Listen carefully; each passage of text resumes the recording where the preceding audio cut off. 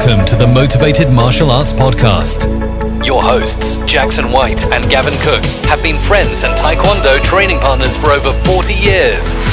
This podcast will bring you a mixture of their life stories, martial arts, and business experiences to motivate you in life and throughout your martial arts journey. Adding in a mixture of inspiring interviews and some of the best traditional martial artists around today. So over to your hosts, the Motivated Martial Artists. Welcome to the Motivated Martial Artists Podcast with myself, Gavin Cook. And me, Jackson White. And today we've got a gentleman who's been involved with the martial arts scene for over 42 years. He's dipped his toe into numerous martial arts over his career, and he's probably best known for his part in the Martial Arts Illustrated magazine. So without further ado, we'd like to welcome you on, Bob Sykes. Hello, Bob. Welcome, Gavin. Welcome, Jackson. How are you? Fantastic, thank you. It's great to have you on this morning. I know you're a really, really busy man. I'm just going to pass it over to... Well, not really. I'm not that busy, but, I'm here. You've got me out of bed, all right? Fantastic. So I'm just going to pass you over to Jackie, who's going to fire off with the first question. Hey, morning, Bob. Okay, thanks for letting us get you out of bed. Good morning. Really appreciate it. So, really, just want to get a little bit of an understanding of you, just a little bit about your background. We know you're from Yorkshire. We know you're a tough martial artist, but can you fill in some of the gaps for us? Well, I don't feel like a tough martial artist these days, but the thing is, I don't know, what do you need to know? I come from Yorkshire. I started martial arts in 1977. I trained hard. I wasn't a natural, so to speak. I just through hard training, I think I fed off nervous energy. Yeah. And by about 83, 84, I wanted to fight anybody, and I wasn't scared of anybody. And I couldn't find anybody to fight. Now I'm 58, and I've had a hip replacement. Can't quite move like I used to, and everybody wants to fight me. So what was your first martial art, Bob, that you participated in? It was karate. I managed to join a little Wado club. Wado being a style of karate, which means way of peace. And it was a normal little village club. You know, the standard wasn't that high, but they all looked good to me. And as a 15-year-old, I was marching up and down the room, somehow just feeling like this is for me. I don't know what possessed me to do martial arts. I was a runner before then. I used to go across country. I'm in this martial arts club, marching up and down, doing Sunzuki, and leaving pools of sweat and going on the odd barefoot run with them. And it just seemed to spiral from there. You know, when I left school and got a job, etc., it just seemed to sort of spiral. I just seemed to get more and more involved in the martial arts. Instead of training once a week, I was training all of a sudden in 6-7 classes a week every day. Fantastic. Who was your first instructor back in those days then, Bob? It was a chap called John Baxter. He wasn't, he wasn't a brilliant martial artist, but he was like a father figure to me. He wasn't a great fighter, but he was a great technician and a great instructor. And from there, I went to the Huddersfield Karate Club, and there was a fighter involved there called John Wright, and he was a tough nut. He was an ex-army sergeant, a bit of a nutter. And he was called Fighting John Wright because he was always fighting outside karate. He used to go out and pick on the bouncers on a night. Right. And basically, he was my forge. He used to beat me up, knock me around the room, and, you know, within 4 or 5 years, I was managing to knock him back. And, you know, and then he retired and left me the club. So when did you get into your first competition? Talk us through what that first competition was like for you. 1978. It was at the Victoria Hotel in Bradford. One of these tournaments where just everybody was there. You know, it was like a guy called Dave Brown, better known as Emil Fartok, put the actual tournament on. He used to incorporate lots of different stuff like ninjas and kung fu guys. And there was a kung fu club in Bradford. I don't know who ran it, but they were extremely good. And I can remember being that nervous. I think I was about 16, 17.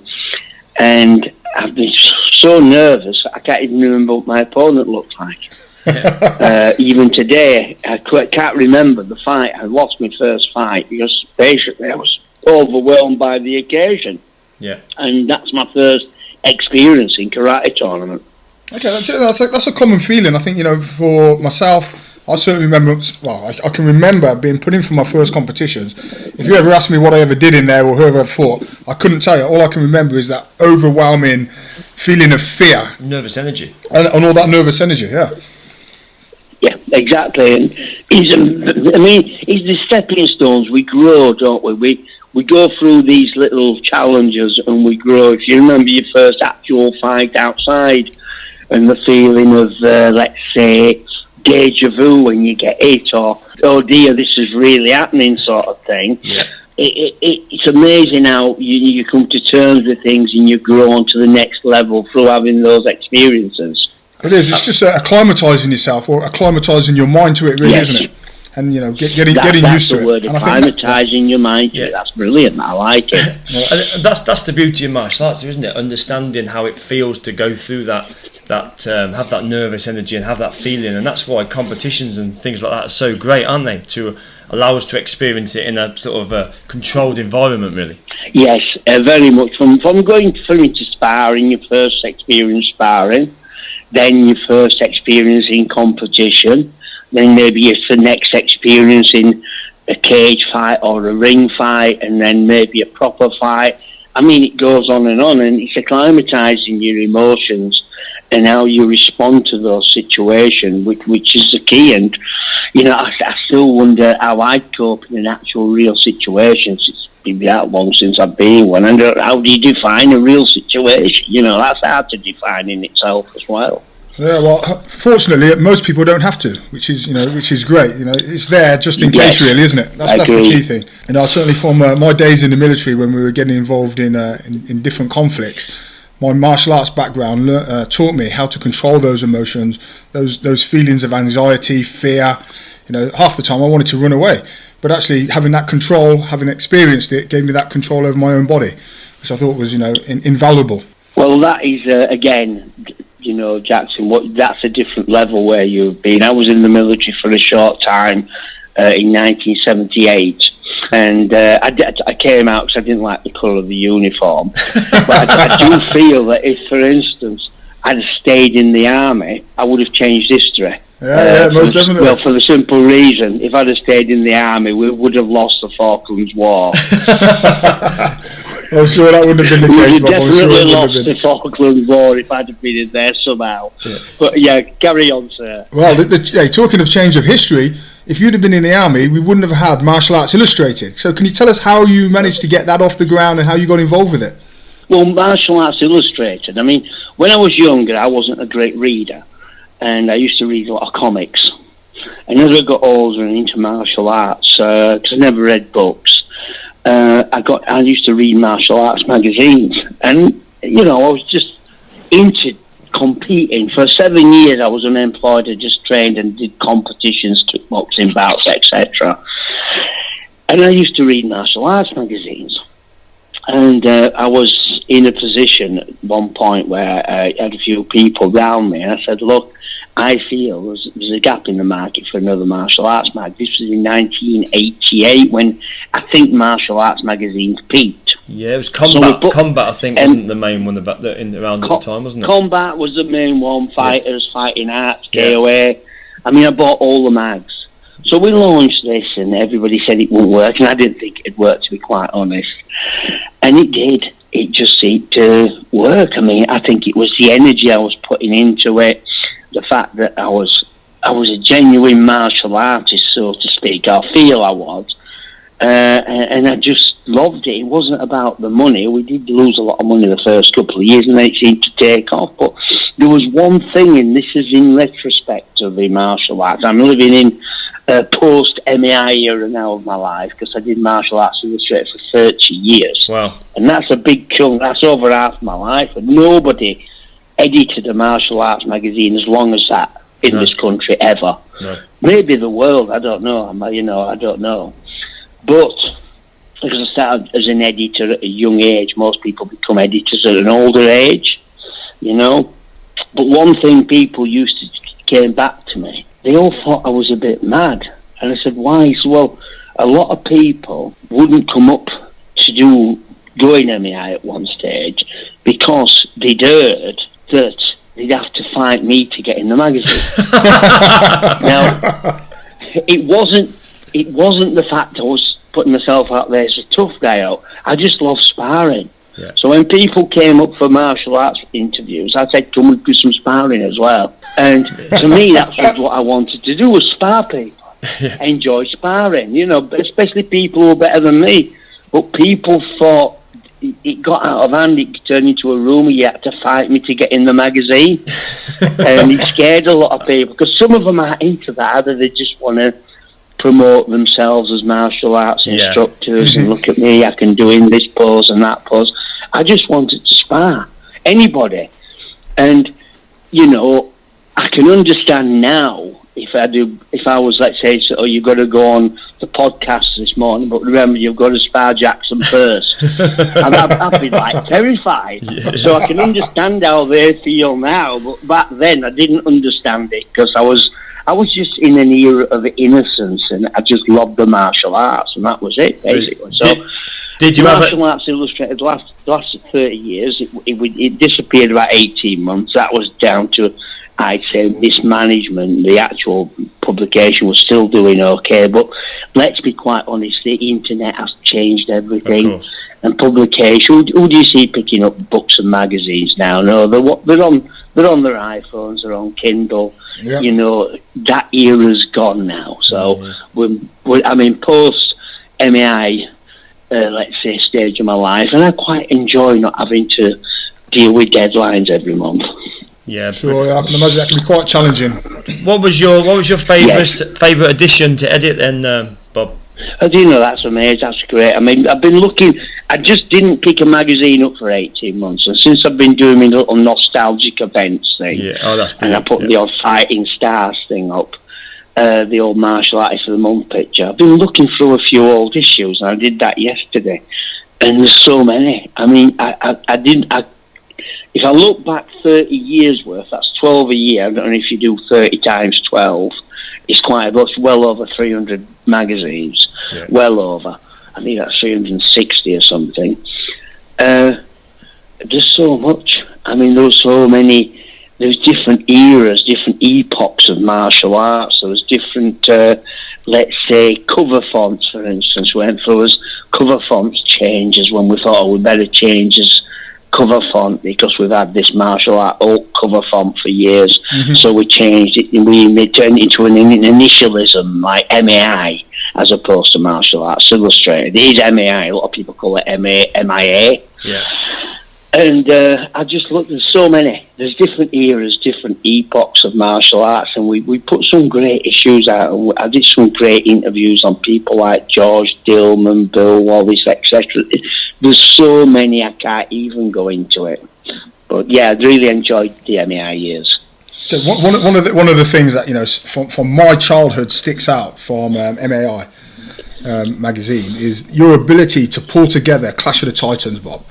That was the pinnacle of Gavin as well, because both of us were there at the very first one in Huddersfield, watching the bouts. Talk us through how you managed to get that kick-started and make it the success that it was. Yes, it was.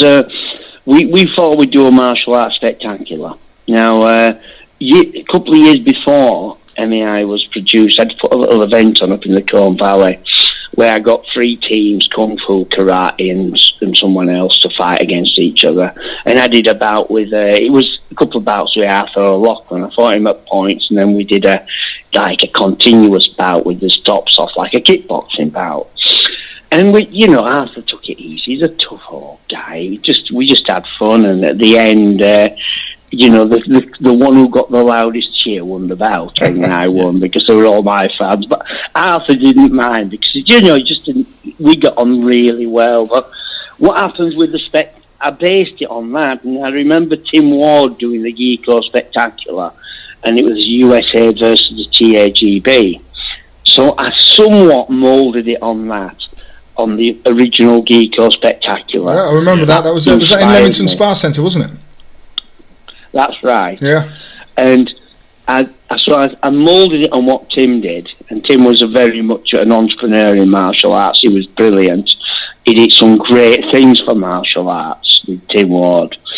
And we put it together. Now, at the time, you couldn't do it now. You couldn't do it now, but at the time, we had the TAGB out there, and we had the Laugar out there, and I put a team called the Warriors together.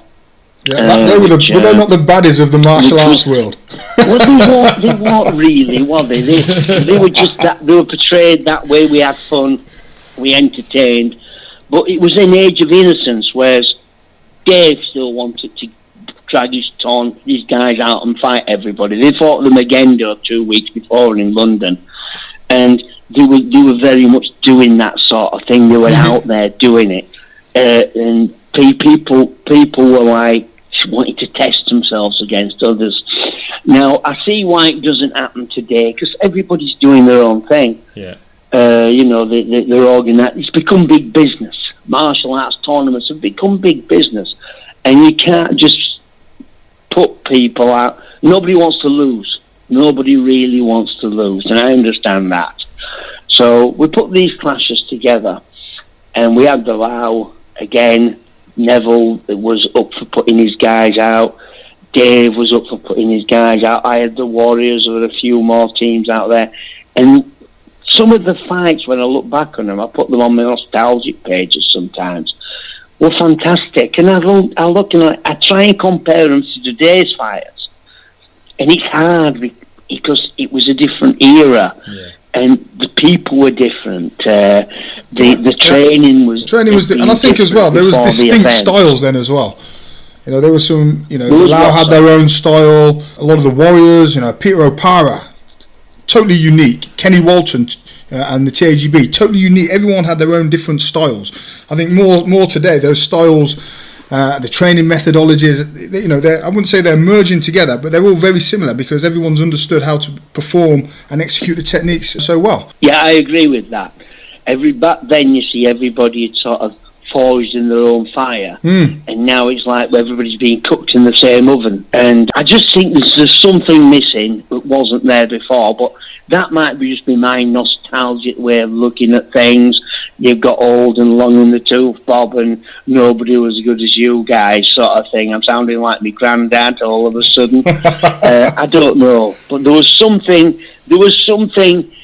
there that's missing today. Maybe it's just my youth or my way of looking at things. I don't know. I really don't know. Could you remember how many clashes how many clashes were put on over the course of the years? I know that's the mad thing about it. We did so many. I don't know how many Clash of the Titans events we got. We're counting it up in Roman numerals, and I think by the time we got to number 23, we didn't know what the Roman numeral was for 24, so I think we lost count from there. But we did. I do know we did one, and I know Jackson fought on it himself. I saw him picking his opponent up and nearly squashing through the mat. I learned that from you, Bob. When was it? 2014 at Huddersfield Sports Centre, the last time the TAGB came, and they came up in those camouflage geese. I didn't see them. I couldn't see them. But that was the plan. Camouflage. I couldn't see them, and that was the last time. That was the last real clash. I think I put a couple on when the new company took MEI on, but my heart wasn't in it then. I think the momentum for clashes had gone, and it was basically just like flogging a dead horse. And when an idea comes to the end, they didn't drag the 60s on to the 1980s, did they? Yeah, just as well. Although the way Gavin dresses, you'd think they had. Anyway, go on, next question. So, out of those clashes, Bob, out of the Clash of the Titans, like you said, you're now looking back at your nostalgic martial arts, and we both follow that on the website and on social media. Can you just pick out a couple of the most memorable bouts from some of the old school Clash of the Titans? Well, Peter O'Para was, to me, the most entertaining fighter out there. Yeah. I mean, I loved watching Peter fight. And I remember Peter being part of the Liverpool squad when I was over there in '85. So, I knew him pretty well. And I was lucky to have been doing a lot of sparring with him prior to Clash of the Titans, you know, long before MAI. But I look and it's so hard. Chris Williams, Kevin Bruton. Again, and I'm looking at my team. Maybe I should look at some of the other teams. Richard Vince, I remember from the EKKA when he fought my brother Tony. That was a hilarious fight. But what I used to like was the clashes with the encounters between Tony and Augie, Big Augie. Yeah. They always went a little bit funny. There was a bit of wrestling as well. Entertaining. Yeah. And obviously, me fighting your dad, Jackson White. I mean, Jackson White was perfect. This is Jackson White Senior. I wouldn't want to fight you, Jackson. Put it another way. I was itching to fight you, Bob. I know you was, I know. But I'm well past it now, seriously. I'd be hiding. But the thing is, he was perfect for me, your dad. And the thing is, he was a little bit older. Mm-hmm. Now, I think we were evenly matched at the time when we fought. But if I'd have got him maybe 6 or 7 years before when he was younger, it'd have been a different story. I think he'd have torn me to pieces. So, Nigel Banks, he was ace, wasn't he? Yeah, the Sting. Yeah, the Ginger Sting. Yeah, the Sting. Fast legs. Yeah. And, you know, and I remember fighting him and he stung me a few times. So, you know, and there was so many Joe Tini and Elvis Parsley. That fight is an absolute classic. How Joe got up after that and then got the victory, you know, absolutely hats off to him. And in fact, we've got to get him on the show. We've got to get him on this podcast. I think it was too close to call. I remember meeting Elvis the first time in Brixton in London, or was it Brixton Road? It was we did a kickboxing fight against Gary Osborne, and he was cornering Gary. Was Elvis, and Elvis had a very much about boxing background. Mm-hmm. Very serious fighter, and I think him and Joe it was a bit of a. They were both very proud fighters, and neither was going to give an inch, and that was. I mean, the fight between Elvis Parsley and Joe Tierney has got to be the greatest fight I've ever seen. Yeah, I'd concur with that. It was an absolute classic. And not too close to call. They give the decision to Joe, but to be quite honest, it was too close to call. Yeah. So Bob, could we just go back a little bit to some of your earlier fights? I know you've had some great encounters with Ronnie Machine Gun Green. Oh yeah, I beat him easy, didn't I? Cash Gill. I fought Cash Gill. It was. I fought Cash a couple of times. I mean, he was the middleweight. I was a welterweight, so we fought for the vacant light middleweight title. I don't think I put on any weight. I don't think he lost any. So I just enjoyed fight. I'd just fight anybody. Honestly, I would fight anybody to get in the ring with Cash Gill. I mean, look at the size difference. Yeah. No, and the fact he's an actual awesome. He's got a hard kick. Ronnie Green. I mean, I took that fight on 3 hours' notice because his opponent didn't turn up. Right. And, you know, he could have knocked me out. I had a stomach ulcer at the time as well. And I jumped in the ring. And I think he could have KO'd me quite easy. I think he just sort of kept me up. And that's the nature of Ronnie. He's just a great guy. He's a proper, true person. You know, you could trust him. You could trust him with anything. Alfie Lewis, Neville Ray. Can you believe I kicked Neville Ray in the head? If you see, were you fixing his shin guard, Bob? And I looked up at him. And I thought, how the hell did I kick you in the head? What was going on there? Why would I do all this? This was in the early 80s. And now I'm at a stage where, for instance, I can't relate to the person I used to be. Yeah. And I got guys who want to come and teach me to fight. Do want me to get them involved in cage fighting type? But I said, don't do it. It's not good for you, you know. Yeah. I can't imagine myself doing it now. I can't relate to that person who used to go to Liverpool and want to fight with Alfie Lewis and sparring before his class. Yeah. You know, and I turn up early. They thought I was mad in Liverpool in Toxteth because I used to turn up and just want to fight any of them. And I'm thinking back then, what were going on, Bob? What were going on in your head to do these things? You know, I mean, I'm 58 now, and I'm sort of thinking, I can't relate to that person who was 23. That's the truth. What? How could you give us a bit of insight into how you feel as though martial arts have changed over the years and adapted, Bob? In your opinion? Well, I said it myself. I did say it, and it's become business, and I knew it would become business. You see, one thing I said about 12, 13 years, well, nearly 20 years ago, not that, 20 years ago, I said billing companies would replace associations. Okay.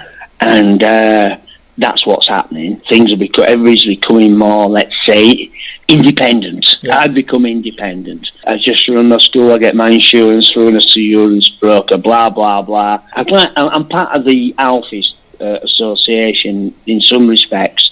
You know, I've got loyalties to him because he's my instructor. And I'd always have loyalties to Alfie Lewis. I mean, he is my instructor, and he pushed me, and he brought me up another level. So that's it, basically. Maybe become a bit more Americanized as well. Business orientated. It's about how many students do you have? What you know? People ask me, you know, how many active students do you have? Yeah. I said, well, not many, because they're not active. They're never here, but they're on my books. They never turn up to train out. But you know, it's become a numbers game, and that's what happens in business. I am in a business. I make a living out of teaching martial arts. Right? I run a ship here. Yeah. And I spend about maybe I work 6 days a week. It's sometimes 7, but it's not work. It's what I do. Train people martial arts. Now, I spend a lot of time on the centre doing the jobs that have to be done outside the classes. That's it basically. I'm lucky to be running this little martial arts centre in the Colne Valley where I've been doing martial arts for 40 odd years. Yeah. But it's become business orientated to me. So long as I can make enough money to get by, and I don't need much money, I have a little wood burner, so I don't have any gas or electric, so to speak, bills in the way. Yeah. I just have a little wood burner on a night, and I just spend time on my own. I don't like people, by the way. The thing is, I think leave me alone. As sort of martial arts instructors and school owners, as we all are, you know, I think it's that balance, isn't it, between keeping the retention and keeping the students, but also making sure they're at the right level and they're turning into good all-rounded individuals. Exactly. That's what it's become. It used to be, can you fight? Can you break a brick? Can you kick to the head? But now it's become more about developing the individual, which is better. Is better, because we did turn out a lot of psychopaths back in the 70s. So, Bob, talked about martial arts, and you know, martial arts is your life. What are the things? What are some of your other great achievements outside of the martial arts space? I don't know. Besides, this is what I mean. Martial arts has been my life. I was going to say ice skating and theatre. Okay. And tennis. But I'd be making that up. I know. I couldn't actually see you on Dancing on Ice, to be fair, Bob. Well, exactly. You know, tennis on ice. But the thing is, a lot of what I've done, I don't know. Besides being a dad, there's other things in life. Besides maybe, I don't know. I don't want to sound that way. You know, helping people. You know, stuff like that. I think being a dad, you know, you see people have family lives in outside the martial arts. But my son teaches martial arts now. He trains. I didn't push him into it. He wanted to do it. You know, driver he didn't sometimes. But he's become he's a good all-round individual. He says, Dad, do you realise that a lot of my friends from school, or the majority who went to university or, you know, just left, have all ended up on drugs. Right, struggling to get They've jobs, all ended up in unfortunately. debt and on drugs. Oliver teaches martial arts. He's not in debt. You know, he's not on drugs. Yeah. And I mean, for parents now, and I do see parents do worry about the kids. And I have parents come down here, and I can see they bring the kids to me. They've tried everything else with them. Yeah. They've tried football club. They've tried this. They've tried that. The kid can't do all. The kids misbehave. Let's take them down to Bob's. and the parents look like, please help us. And this is what I'm doing. I'm helping the parents with the kids. I try and connect with the kids, and I engage with the kids, and I pump the kids up, so to speak. I make them feel good about themselves. I give them lots of praise, because most of all they're hearing is, they're no good off the teachers at school. They aren't giving the kids the praise they need. They're putting a lot of pressure on them. Yeah. They're hardwiring them now more than they've hardwired them ever before. You've got stats at 6-year-olds. They're under pressure with exams. Well, I never remember doing an exam. I never got one exam result from school, if I'm being honest. I didn't get anything. And I became one of the longest-serving magazine editors this country's ever had. They're hardwiring the kids that much now that when they leave school, they're basically just wandering around like robots. I look at their eyes and they're screaming. Well, we was just talking. Gone. It's a bit deep, that Matrix, that wasn't it? Yeah, but I mean, we was talking about that the other day, and we were actually looking at doing a podcast episode about children at school that these days they're being told they can do anything and the world's your oyster, and they're not allowed to they're not allowed to fail at anything. And I think the thing with martial arts is obviously it instills that discipline, and that it always gives the children like a goal to always keep achieving, and there's a chance they're going to fail through it. And I think it's got a big knock-on effect with mental health and things like that as the kids get older, because when they're put in the real world and they're going for job interviews and things like that, and they're like, well, no, you've not got the job. Oh, well, they've never experienced failure. Yeah, it's dog eat dog now. I mean, I failed a few for the grading recently, and it was a couple of years ago, and I had that much hostility towards me. You mean, people don't like failing. No. Parents were hostile, fellow instructors. I thought I'd bring round a few of my mates, old school mates, to sort of give me a little bit of encouragement. And I rung one or two of them. They said, "You haven't failed them, have you?" I thought, "Oh dear." And no, but this is old school. Old school were having a go at me for failing. You're not allowed to fail them now, Bob. Yeah. That's what you're on about. What you've got to do, and this is advice, just if they're not ready, don't let them grade. Whatever you do, don't fail them. People aren't allowed to fail now in karate clubs. It's a business, remember. They'll go and join Mickey Mouse's club down the road. And this is something we've been discussing this quite a bit, Bob. Failure, certainly in this country at the moment, it's not embraced. Failure is learning how to achieve. Fail, understand, learn from it, and then move on. But society certainly doesn't see it like that. Failing your black belt's part of passing it. Of course, yeah. I failed it first time, and I think it's important the best martial artists you produce, the ones who stay with you longest, are the ones who stay after failing. Of course, and it's important, and we should. I mean, I love mistakes. I've made that many mistakes in life that I should be a really wise man by now, but I'm still making them. That leads me nicely on to another question then, Bob. What bit of advice would you give to a younger self, given everything that you know in life now then? Oh, bloody, sorry. Stay away from martial arts. I don't know. In hindsight, isn't hindsight something, oh my word, I wish I had the hindsight. I mean, I could have, I had martial arts in the palm of my hand at one stage in this country. Yeah. I had it all. I had, if only I'd had a brain, or if I'd had the power of hindsight. I had a few people coming up and saying, "Look, Bob, you need to do this, you need to do that." I mean, I introduced the billing companies with Lee Charles.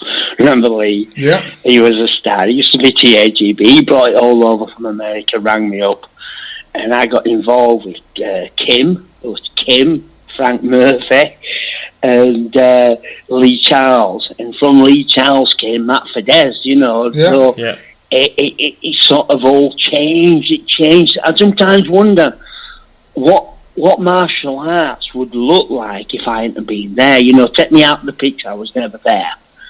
It would be pretty much like it was now, but it'd be like a different hybrid of it. There'd be different people at different areas. And maybe, would the UFC be there? I did have an influence on that. Did Clash of the Titans have an influence on the UFC? I don't know. I have a feeling it did. Deep down, they were watching, but then, you know, who knows? I don't know, but it will be different. Advice I'd give to myself, I don't know. You know, listen to good advice. Be a little bit more respectful.